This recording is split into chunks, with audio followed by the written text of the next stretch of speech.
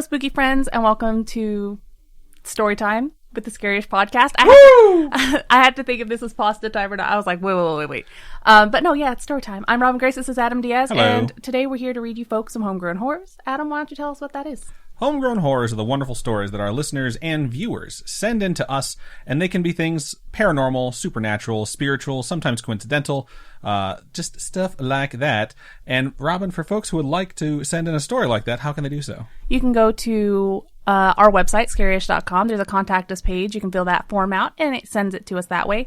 You can also just email us directly, storytime@scariest.com, and we will get it that way. We also have social media, Facebook, Twitter, Instagram, all that fun stuff. All those social media links, too, are on our website, so check it out. Indeed. So we would love to hear from you. We would love to read your story, like the 4 stories we're going to be reading tonight. So I'm going to go first and read our first story of the evening, and this one's subject is short, spooky stories. Starts out like this. Howdy. Howdy. It's Wendy, a.k.a. Grimweeper 420, in parentheses, blaze it. And I have 3 short, spooky stories for y'all. First up is the one where I talked about Pennywise.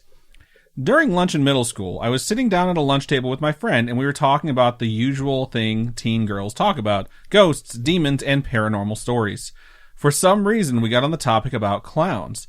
I mentioned that I have never watched it, and I thought Pennywise was terrifying. All of a sudden, I started bleeding from my nose. I still remember the look of shock on my friends' faces. Immediately afterward, we stopped talking about clowns. That would be pretty creepy if you're talking about something and all of a sudden your nose starts bleeding when you're like, this really scares me, then just blood. Because, like, if it's a movie or a television show and it's a horror movie, that means that thing is most likely going to murder you. I mean, you'd get scared no matter what it was that you were talking about. Like, if you were talking about ghost demons, friends. I'm really kind of terrified of spaghetti and meatballs. Blood. You'd be like, I'll never eat spaghetti and meatballs ever again. Yeah. But yeah, that's fucking creepy. And, you know, in a TV show, if that just happens out of the blue when you're talking about nice things, that means you most likely have some sort of, like, incurable brain tumor that'll be cured in 2 episodes, because that's just how, like, that shit goes. All right, moving on in the email. This one's called The One Where I Watched a Cursed Movie. When my sister and I were kids, I knew you were going to fucking do that. When my sister and I were kids, my mom showed us the movie Dead Silence. In parentheses, she was a horror movie fanatic. Dead Silence is the one where if you scream, you die, right? With, like, the puppets? Is that what that one is? is? I have no idea which one Dead Silence is, so. I remember watching that movie. I've seen that fucking movie. The Dead Silence movie? Yeah. I have. Oh, fuck. Man, my brain doesn't work half the time. All right, go continue. All right. I vividly remember watching it and just feeling paralyzed with fear. A few years later, I decided to scare my sister and put on Dead Silence in the middle of the night before we fell asleep. Looking back, my prank wasn't as funny as I thought. She kept yelling at me to turn it off, and I refused to. After a couple minutes, she ran to the bathroom to vomit, and she started to develop a fever. What? My mom gave her medicine in the morning. She was feeling better. To this day, she still brings up the weird coincidence and believes that movie is cursed. That's kind of crazy. That sounds like psychosomatic almost. Like you're so like afraid of this movie, you have a physical reaction to it. And that happens. I mean, that is totally possible, where you psych yourself out so much you make yourself sick. Yeah, absolutely. And then the third one is the one where I don't remember waking up. That's kind of terrifying. Maybe you're still in the dream. Maybe this is your dream. What if we were part of her dream? Thank you for including us. Yeah, we appreciate that. This one story goes like this. This story also happened when I was a kid. It's a little blurry, but I'll try to explain it as best as I can. I remember walking into my living room one evening and seeing all my family gathered around watching TV. For some reason, everything looked bright, like there was this weird golden tint, or kind of like that sepia filter. I looked straight across from me and looked at myself in this large mirror we had. I looked a little distorted. I started listening in to what my family was talking about, and I remember my grandpa mentioning that the porcelain dolls on the shelf behind me move. It was something along the lines of dolls doing weird shit, and it scared me so bad, I felt as if I couldn't move. In my head, I remember thinking, is this real? This can't be real. If this was a dream, I can't recall waking up, and I don't remember what happened afterwards. I was listening to the episode about simulation hypothesis, and this memory popped up. Hope you guys enjoyed my short stories, and it's okay if you read these on the podcast. Keep on creeping on. Nice. That's really creepy. It's creepy that you don't remember waking up. When you're a kid, sometimes like you remember certain parts of like days or certain specific events, but because you're so young, you don't remember like the full thing. You know, you can't remember the context. Sometimes you just remember like, I just remember, and like olfactory senses are the most heightened. So your sense memories from smell like will trigger stuff where you're like, man, I remember that smell as a kid. And sometimes something just like detaches in your brain and like floats up there and it's like, do you remember this horrifying moment? Were you awake? Was it real? You'll never know. And that's really fucking creepy. I know for sure as a kid I would wake up and just be like, where am I? Like I would forget where I was or like I distinctly remember as a kid, very young, like 4 or 5 at like the oldest, seeing a face in a mirror that looked like a skull. And it was like I was in my bunk, sleeping. I woke up. It was like 7 a.m. It was really early, so the sun was just peeking through the window. And like I felt really creeped out, like someone was watching me. And I looked in this tiny mirror. It was like this big that we had on our wall. For people that can't see, I'm making the shape of like a little bit bigger than a softball. And I looked at that and I saw a face like staring right at me that looked like a skeleton. And it was fucking terrifying. And I like threw my blanket up over my head and I just it was so terrifying until someone came in the room or my brother woke up. I can't remember. And I can't remember whether or not it was a dream or not. It was a dream or not. And whether or not I had been awake before I looked at it or what happened when someone came in or how long it took. I don't remember any of that shit. I just remember the fear and the feeling of being watched. So I have memories like that too. So thank you so much for sending that in. That's terrifying. And I'll probably have nightmares tonight. So I blame you for that, but that's okay. All right, so this next email here is titled Texas Work Incident. So it sounds like a report that was sent to HR. Sounds like it's bigger because it's from Texas. All right, so it begins. Hello, spooky friends. Hello. And all you have to yell hello now. You know the deal. This is John again, and I previously wrote in about the Texas family haunting and have another story to tell you, but this time it's about a work incident. Around 2006-ish, I was in a security company in South Texas, working nights at a refinery. Our supervisors were called team leaders and would drive around checking on everyone and checking surrounding areas. Well, the refinery was huge and behind it had dark roads that had to be patrolled. One night, our team leader was driving down one and he got to a certain spot. His truck started messing up and his radio began changing stations on its own. Sounds like a scene out of a horror movie. Yeah, it does. He got freaked out while darkness surrounded him, but in an instant, the radio got over its shit and the truck started again. Well, the next night, he waited to return to that road for later in the night because he was still freaked out. As he turned down that road, he was blinded by high beams and slowed down as a van passed him. He noticed 2 males giving him ugly looks as they hauled ass away. No one is supposed to be down there, so he had to patrol for safety reasons. He got to the same spot from the previous night where the radio freaked out, and this time he noticed 2 bodies laying on the ground. Wow. What the What? So as reported by news, oh Lord, 2 men in a van had a home invasion and kidnapped an elderly couple. They took them to that road and executed them, but the husband survived. The team leader found them and called the police. Later on, he even had to testify in court on what he saw. And the 2 men were caught. Thank justice. Yeah. Thank justice. I mean... Thank you for justice. Thank you for being justice. Fuck. It made as much sense as your bullshit. Keep going. Later on, he would say he knew the radio going crazy was a sign of something dark was going to happen, but he never imagined just how dark. Sorry it's so long, but I do have a few other short stories I'll save for later. It wasn't long at all. Thank you so much for sending that to us. That is absolutely crazy. Yeah, it really is. That's terrifying. I can't imagine discovering 2 bodies. Yes. That would just while at work. I mean, so where I work, bodies show up time to time. That's just what happens. That's just I mean, we're in Vegas. It happens.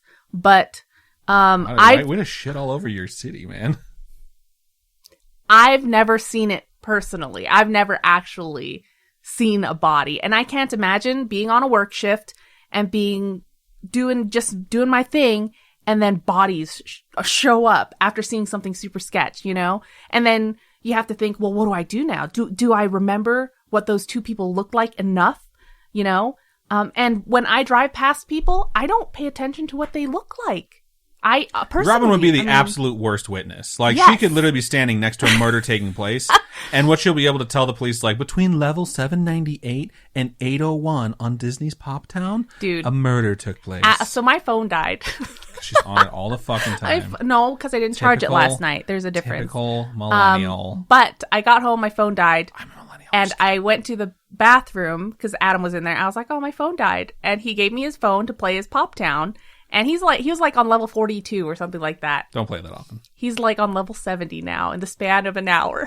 She's like, I have gotten you through so many levels. And I'm like in here setting up the entire office by myself. I'm like, good work. I'm like killing it over there. But so, yeah, thank you for sending that in. I will say this, like, growing up, this thing used to happen to me where I would be blamed for stuff that I did not do. I don't know why. Like, it wasn't just a racism thing because I grew up in like a small town that was like 99% white and I was a Puerto Rican kid. It was legitimately just like, I would get blamed for stuff all the fucking time. It used to happen at home too. Like, my brother would do something, he wouldn't get caught, it would be discovered, and I'd be blamed for it. And I'd be like, I didn't fucking do that. And it's like, if I didn't have an alibi at all times, that's where like my memory and my storytelling came from as a kid, is I'd have to remember everything that happened and every specific detail that led to the next thing so I could like clear myself all the time. And it happened a lot. Like, I would get in trouble and I didn't do fucking anything. And just hearing this triggered that in me. It's like, if I found 2 bodies, the first thing I would think is, I'm going to get fucking blamed for this. Like, immediately. Like, I'm going to get blamed for this. I found these bodies. They're going to act like I did this. And I would call the police. And I would be fucking frantic. Like, I found bodies and it wasn't me. And that would not sound good in trial. I was going to say, that doesn't sound very good. It sounds sus as fuck when someone says, like, I found bodies. I did not kill them. Please come get them. Yeah. I would be terrified. So, all right. Let's move on. Yes. Thank you so much for sending your story in.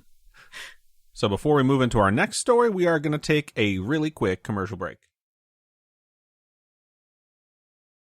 And we're back. All right, so I'm going to go ahead and move into my second story of the show, and this one's subject is cryptic and my mother's Ouija board experience. Hell yeah. And it starts out like this. Hello, Robin, Adam, and Mrs. Scary Mama.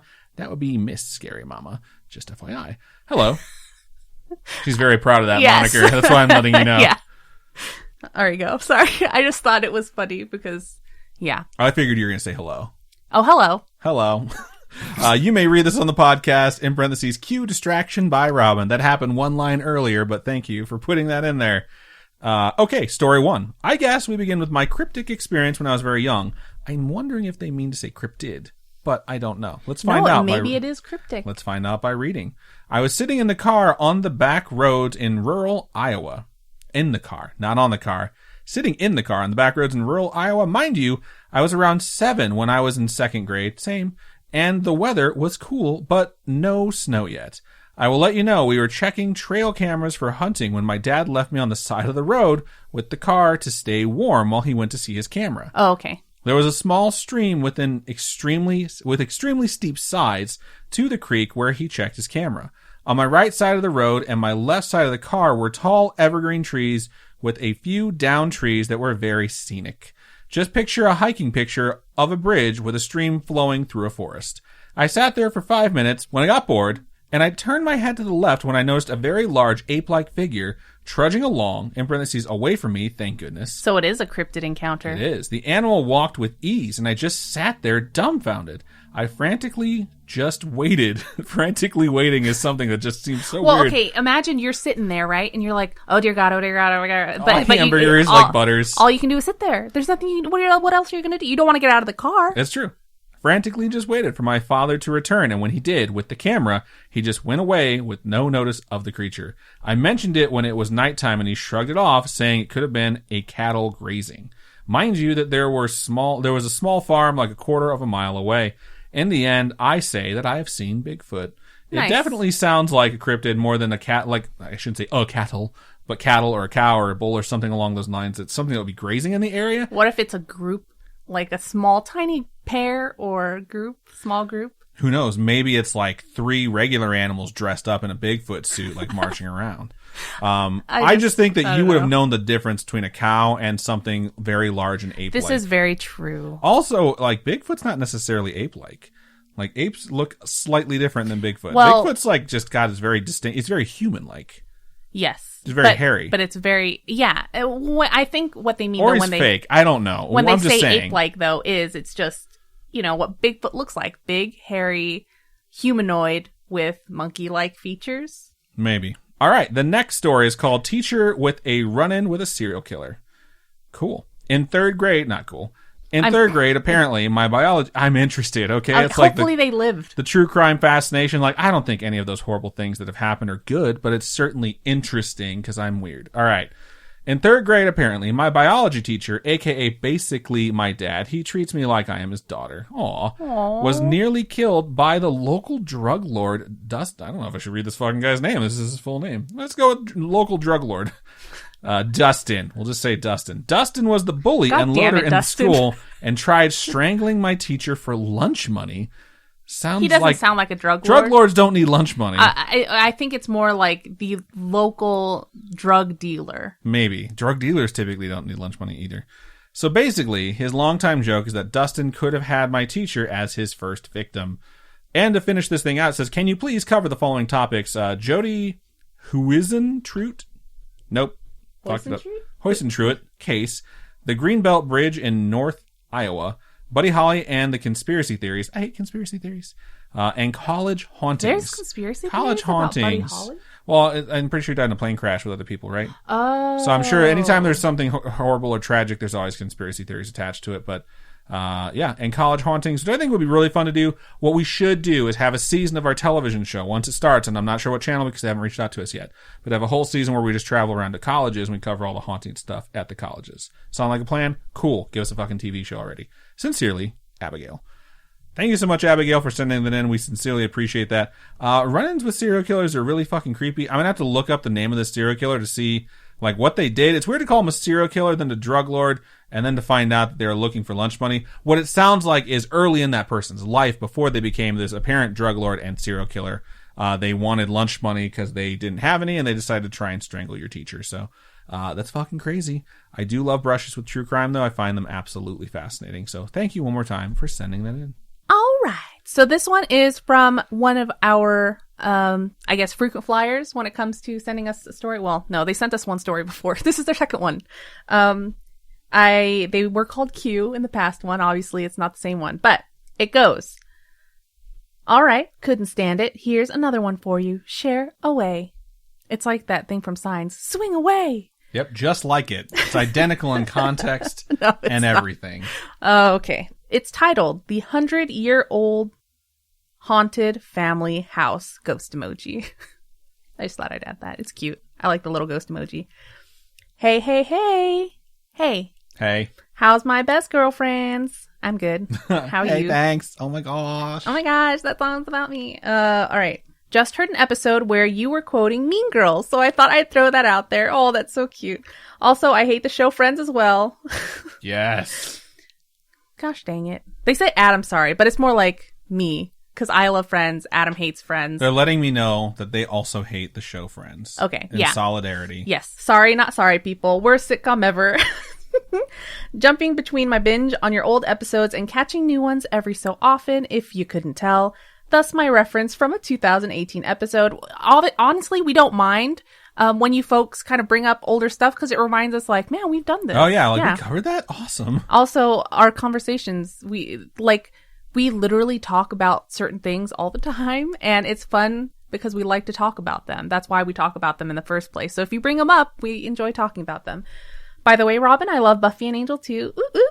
Don't let Adam Buffy shame you. Yeah, no Buffy shame. I don't Buffy shame. I just think that the series should have ended a season earlier. That's all. Anyway, continuing with the story. I live on a ranch that was established by a couple in 1898. They bought several hundred acres here and there over a span of 10 years or so, creating what our ranch is today. In that time, they also built a house that is also still here to this day. It was probably somewhat of a mansion back in that time and for this area. I've never seen a picture of, we will call them Mr. and Mrs. C, but I imagine them to be well-to-do and well-put-together people. In 1920, Mr. C rolled their Model T in the driveway. It was steep and curved at the time, and Mrs. C was killed in the accident. That sucks. I'm sure, like, rolled backwards. Maybe when they say rolled their Model T. So it's like... He probably was so excited to have that Model T, and then he came home and accidentally, we hope, killed his wife. The story passed down is that he was so grief-stricken that he took his own life, which he really did.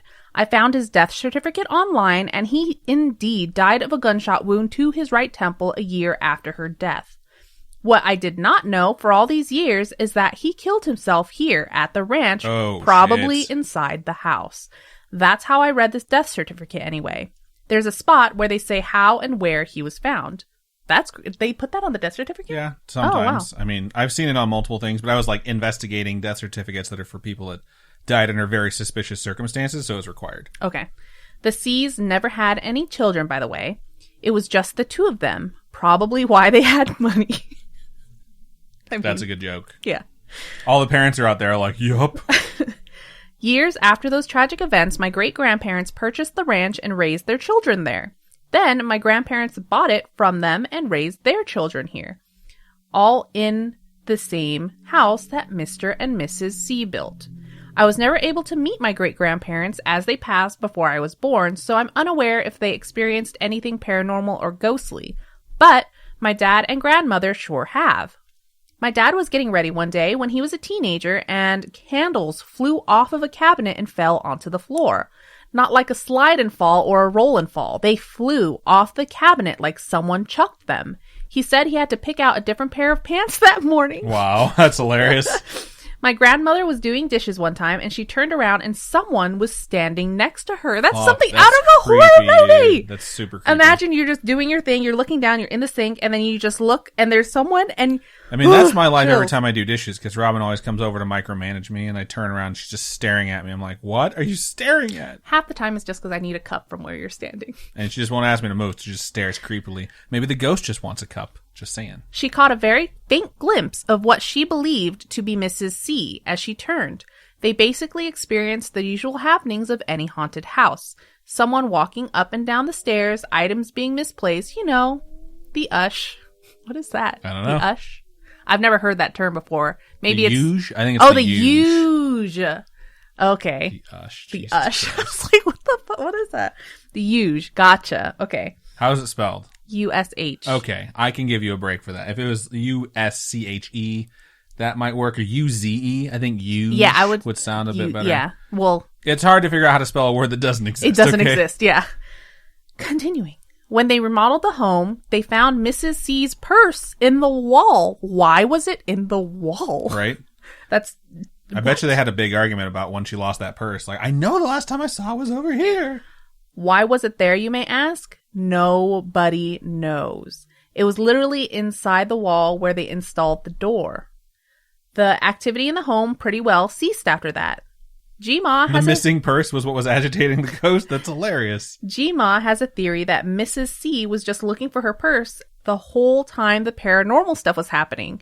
As soon as she found it, she knocked the bullshit off. Sounds like every woman I know, just terrorizing everyone until we find what we're looking for. That we lost in the first place. That's bullshit. Not all women do that. Half the time it's like, Adam's like, where's this thing? I'm like, it's in XYZ place. Usually I ask like, hey, where's this thing? Because I left it in this very specific safe location and it has now been relocated for various reasons. So for me, I've never personally experienced anything inside the home, but even before they started telling me the quote unquote ghost stories and about the C's, I felt uneasy there. I never wanted to stay overnight or be alone in any room. It gave me the oddest, creepiest feeling. Funny how you can't remember exact events from your youngest years, but you can remember feelings, and it was definitely a spooky feeling in that house for me. Fast forward, and my grandfather fell ill in his 80s and passed away in the place he called home for almost his entire life. We wouldn't have wanted it any other way. Got dust in my eye just now. That's so... Aww. He worked very hard with my great-grandfather and then with his own kids to make this ranch something really special for all of us. With that being said, my G-Ma and Dad were sitting down after his funeral talking, just the two of them, and they heard a very loud ringing sound all of a sudden out of nowhere. My dad went to investigate, walked into the bathroom, and found the alarm going off on a little clock that has sat on a shelf in there for years, like way before I was born. This thing has never moved, let alone anybody setting an alarm on it. I don't even know if it had a working battery, to be honest. His theory was that my grandpa just wanted to make sure they knew he made it to cowboy heaven. Aww. I don't know why, but my dad won't acknowledge the following story, probably because G-Paw's death really messed with him. He wasn't himself for a long time, but I clearly remember a conversation in which my grandmother mentioned my grandfather calling her into the living room, where he was in hospice at that point, and said that there was a man at the door. A well-dressed man, like from back in a period of time when people didn't wear pajamas as clothing. Don't judge me. I feel so attacked right now. Nobody was really there, for her anyway. She didn't see anyone. Did he see Mr. C? Could it have been my great-grandfather coming to keep him company and walk with him to heaven? My great-grandfather was a World War I vet and grandfather was a World War II vet. Maybe it was a great G-Paw in his uniform. Oh, that's cool. Another lucky winner of a spooky moment. My mom was staying the night with my grandmother a few years ago, and as she was getting ready to lay her head down, she said she heard rustling at the end of the bed. The curtain moved like someone moved it to look out of the window, and then someone sat down at the end of the bed. My mom's not the ghost story type at all, but that really freaked her out. Her theory is that it was my grandpa keeping tabs. She was at the ranch calving, probably helping calves get born when that happened. That sounds right. And she thinks my grandpa was checking in to make sure she was getting the job done. Wow, that's fucking rude. You'd have to know my grandfather and or be a rancher to think it's funny, probably. He was very particular about his cattle and his ranch. Well, that's my scariest story, or stories, of the really old house that my grandmother still lives in. She's in her 90s. I was replacing light bulbs for her yesterday, and as soon as I touched the light fixture, one of the lights flickered. It shook me just a little. 2 lights were burnt out, but that third one was loose, like someone had unscrewed it slightly, which is weird. That is weird. G-Ma said, "Oh, it's Mr. C." Thanks for that, Grandma. It's the catchphrase anytime something weird happens there. That's what happened, or that's what sparked me to write this one into you guys. And someday I'll write a normal length story. That's funny. FML. Fuck my life. I think this is the last of the long ones. I'll stop rambling. Sorry, guys. Love you long time. P.S. When I was there tonight, I took a picture of the purse for you. Oh, yeah, dog. In Adam's voice. It's still in that house, and I touched it. I'm fucking haunted for sure now. That's hilarious. Keep on creeping on, fam. Thank you so much for sending that in. I have to note, we did not receive a picture with that email, so you're going to have to send it to us again, perhaps with your next story. And don't worry about making them short. We actually really appreciate when they're long, because they're super interesting, because there's usually just a ton of details that you want to convey, or like your point of view, and I think that that's absolutely fantastic. I think it's another example of older folks that have the most amazing stories that we should just retrieve from them by asking them, hey, did this ever happen? Can you tell me something like scary or weird that's ever happened to you? Imagine your life at 90, which you probably can't even do at this point, just to figure like, I wonder what I've been through at that point. And then imagine no one ever asks you about it. Aww. And then go ask someone about it to get all that information, because this shit is absolutely fascinating. Yes. I love it when we get emails like this. And it's funny when they're so nonchalant about it, where it's like, oh yeah, that just happened. Big Let me tell you about the Great Demon War of 2022, okay? Great Demon War. Who knows? That's next year. Exactly. So if it happens, I mean, it's almost Called like it's almost like we predicted the pandemic. I'm just saying, not really. Did we? Okay. In no way, shape, or form did we predict the pandemic, but people hear that we covered some pandemic shit like 6 months before it happened, and we made like reference to like what a pandemic was, because back in the day, everyone mixed up the word pandemic with whatever the other emic is. I forget what it is at this point. Like pandemic's the worst one. Oh, epidemic. That's the other one, and yeah, I had to explain what the difference was between those two things, and people are tweeting a lot about that, and they're always just like, it's so creepy, you guys covered that. It's like, yeah, but we cover a lot of shit on our show. I mean, Spanish flu. Either way. Sucked. Go ask folks that are older for their stories. They're pretty amazing. So, awesome. Thank you so much for sending that in one last time. So then I want to thank everyone who sent in their stories. We sincerely appreciate folks that share whatever's happened to them or a friend or a family member, taking the time out of your day to write it and send it to us. It means the world to us. So if you have a story you would like to share, we would love to read it. So email storytime@scarish.com or go to our website, scarish.com, click on contact us and fill out that form. It comes directly to us. You can also hit us up on any of our social medias. Facebook is facebook.com/scarishpodcast. Twitter is @scarishpod, and Instagram is @scarishpodcast. Robin, for folks who would like to donate to us, how can they do so? you can go to patreon.com/scaryish-podcast. Those are, it's a monthly subscription service of like donations. And there are a bunch of different tiers. Tiers start at $1, and at $1 you get ad-free episodes. So if you don't like ads, for $1, you can get all them ads taken out of your shit and just read it for free. Not for free, it's for $1. Whatever. Wow. Anyway, there's also physical merch tiers. I just mailed out all of the Nessie keychains. I only have 5 left. So if you were hoping to get a Nessie keychain, it's I only have 5 left and they're gone. We should start numbering them. No. That way people can like start collecting them. Like, I got the number 1 Nessie keychain in existence. You've been messing with too much cryptocurrency. I'm fucking balls deep right now on some fun stuff. Some NFTs. Some NFTs. You got it right. Anyway, so yeah, I only have 5 left. So if you wanted to get in on the Nessie train, there's only 5 slots left. Anyway, if you aren't into the monthly subscription thing, you can go on over to ko-fi.com/scaryish-podcast. And those are one-time donations.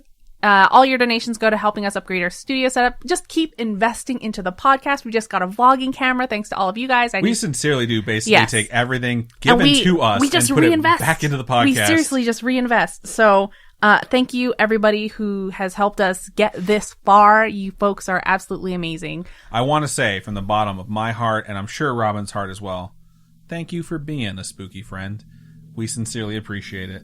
And I think that's just about everything we have for this episode. So, Robin, go ahead and sign us out. Keep on creeping on, and we'll talk to you folks later. Bye-bye.